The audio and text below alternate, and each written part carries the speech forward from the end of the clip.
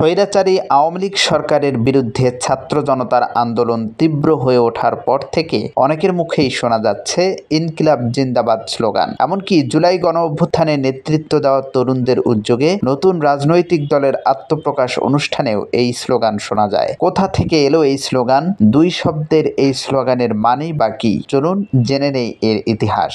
ইনকিলাব জিন্দাবাদ। ইউএফটিসিএল এর সাথে ইনভেস্টমেন্ট এখন আরো ইজি।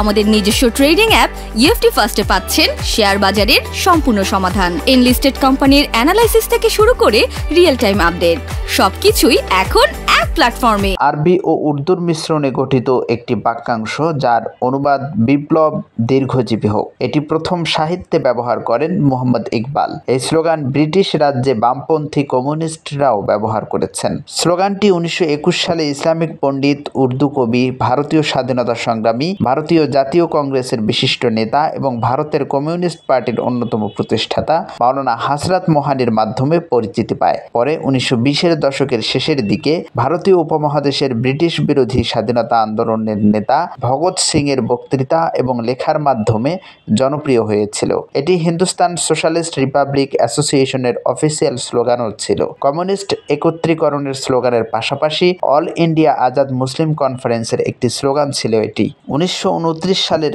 এপ্রিলে দিল্লিতে কেন্দ্রীয় আইনসভায় বোমা হামলার পরে এই স্লোগান দিয়েছিলেন ভগৎ সিং এবং তার সহযোগী বটুকেশ্বর দত্ত। পরবর্তীতে প্রথমবারের মতো একটি উন্মুক্ত আদালতে এই স্লোগানটি 1929 সালের জুন মাসে দিল্লির হাইকোর্টে তাদের যৌথ বিবৃতির অংশ হিসেবে উপস্থাপিত হয়েছিল।